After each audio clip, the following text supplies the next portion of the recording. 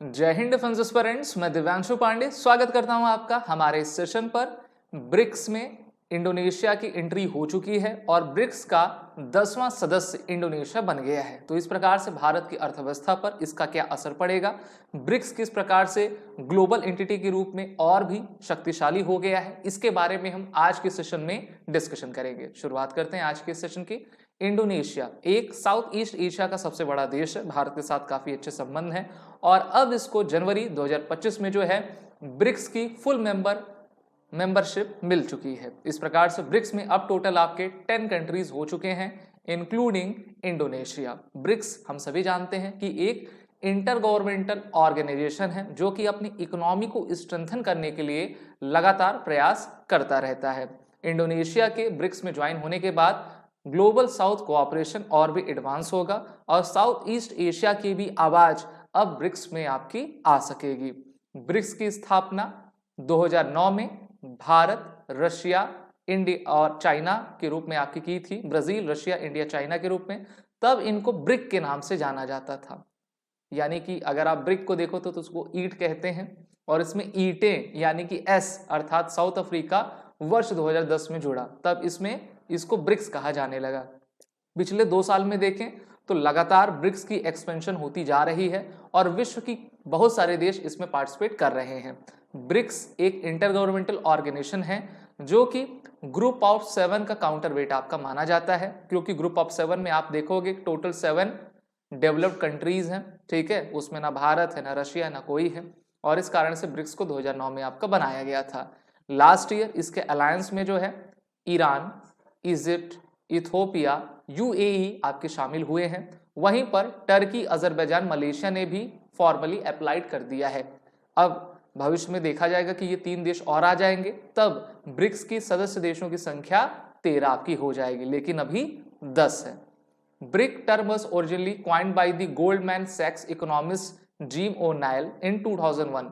The first BRICS summit was held in Russia's Yekaterinburg in 2009 और अभी हाल ही में 16 BRICS summit पिछले ही साल रशिया की अध्यक्षता में रशिया के कजान में आयोजित की गई थी, ठीक है। तो वहां पर सभी देश आपके आए हुए थे, मोदी जी भी वहां पे गए थे, बहुत सारी इंपॉर्टेंट बातें उनके द्वारा की गई थी। अगर आप ब्रिक्स और यूएसए को देखो तो दोनों में विरोधाभास है। सबसे पहला तो ये है क्योंकि आप अमेरिका को देखोगे तो अमेरिका के अनुरूप अगर कोई भी देश नहीं चलता है तो अमेरिका उसके ऊपर सैंक्शंस अर्थात प्रतिबंध लगा देता है और इस कारण से जो है ब्रिक्स के देश अल्टरनेटिव खोज रहे हैं यूएस डॉलर का। और यहाँ पर आप सभी ब्रिक्स की करेंसी देख सकते हो, ठीक है। और इसको लेकर डोनाल्ड ट्रंप काफी आपके गुस्से में भी आ गए थे। In December Donald Trump, the next president of United States of America, said that BRICS countries can go find another sucker if they cannot commit that they will neither create a new currency of their own nor back any other currency to replace the mighty US dollar। तो देखिए America sanctions लगाएगा, Republican democratic सरकार, एक सरकार रहती है जो sanctions लगाती है, एक सरकार जो रहती है टैरिफ्स लगाती है। अमेरिका की सरकार डोनाल्ड ट्रंप के नेतृत्व में वो टैरिफ पर ज्यादा भरोसा करते हैं और उन्होंने कहा है कि जो हमारी करेंसी को, यूएस डॉलर को खराब करने की कोशिश करेगा, उसको आपका क्षति पहुंचाएगा, तो उस पर हम 100% टैरिफ्स आपके इम्पोज कर देंगे, जिससे कि उसकी अर्थव्यवस्था बिगड़ जाए, क्योंकि आप हमारी अर्थव्यवस्था बिगाड़ रहे हो। तो भारत, रशिया, चीन, ये 3 एशिया की सबसे बड़ी आपकी शक्ति है, महाशक्ति हैं और जब इनकी इकोनॉमी एक होती तो आप जानते हो कि किस प्रकार से दूसरे देशों को धक्का लगता है।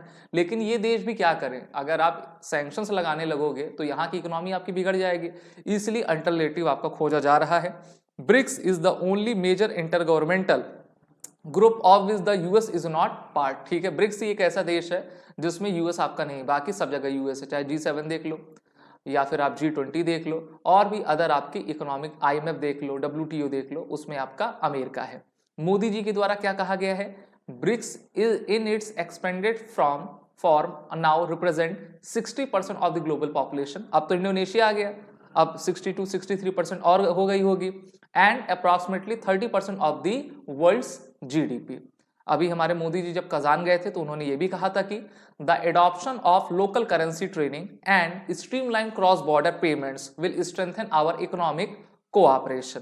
क्लाइमेट चेंज पर भी हमारे जो प्रायोरिटी है हमेशा ऊपर रहती है। Bharat welcomes the consensus reach on the BRICS open carbon partnership under Russia's presidency. तो इस बार तो 2025 में ब्राजील के पास प्रेसिडेंसी गई हुई है। भारत अपना यूपीआई अर्थात unified payment interface BRICS SCO के सभी देशों में लगातार लगाते जा रहा है, जिससे कि हम अपने लोकल करेंसी में, नेशनल करेंसी में ट्रांजैक्शंस कर सके और अपने पैसे को बचा सके। यूएस डॉलर पर हमारा कम से कम जो है निर्भरता रहे, तभी तो हम आपका बेहतर कर सकेंगे।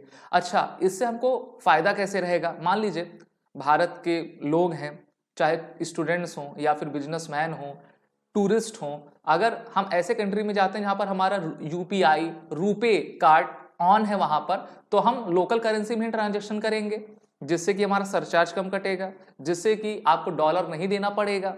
तो ये हमारे लिए काफी अच्छी बात रहती है। तो इसलिए भारत की इकोनॉमी भी बढ़ेगी और इंडोनेशिया के आने से ये और भी आपका ग्रुप मजबूत होगा। 3 देश और जब भी भविष्य में आएंगे उससे ब्रिक्स की एक्सपेंशन बढ़ेगी और इनकी जो सार्वभौमिकता है वो भी आपकी इनहेंस होती चली जाएगी।